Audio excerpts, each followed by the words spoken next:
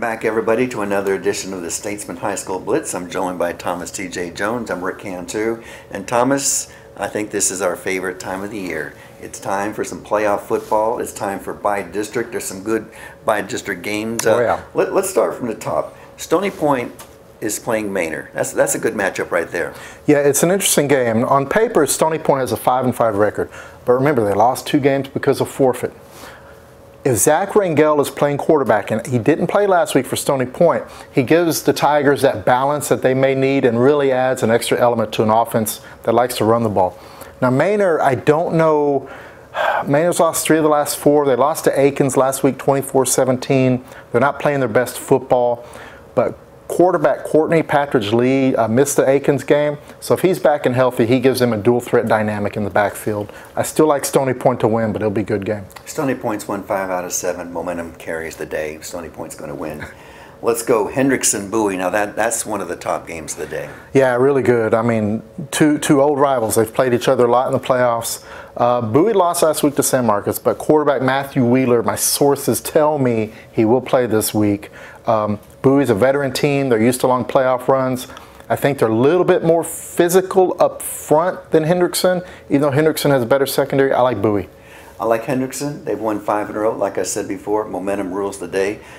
But Bowie, well coached, one of the best coached teams in town. Even when they lose, they almost win. Bowie 8-2, but I'm going to take Hendrickson in this one. Oh, and give it up for Chip Killian at Hendrickson. Talking about coaches, they were 3-7 last year, 7-3 this year. They've made the playoffs all 10 years under Killian. So congratulations. I think we've both been McCallum fans all year, 10-0 for a reason. They've got the short end of the stick as far as where they're going to play, but they're going to play Medina Valley near San Antonio. Look, they could play Medina Valley in this parking lot down here, and I think McCallum would win. Alexander Julian, their great running back, has over 2,000 yards, over 20 touchdowns for the year. Medina Valley has actually been outscored for the season. They scored 23, giving up 26.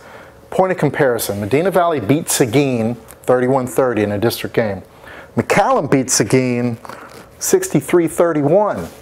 So that tells me McCallum's going to score some points and win the game. Here's the bottom line. Medina Valley has been outscored this year by an average of 26-23 a game. McCallum hasn't lost a game.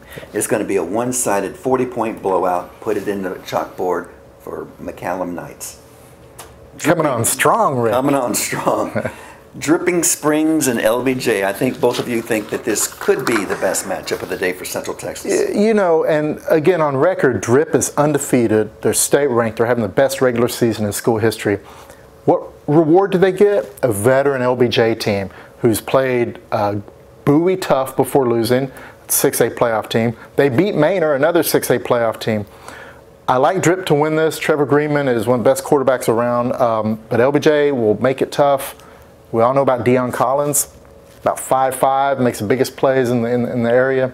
I like Drip to win. It'll be a tight game. It's going to be a tight game. It's going to be tight, I think, because LBJ does play defense. 16.5 points a game that they allow. One of the best defensive in town.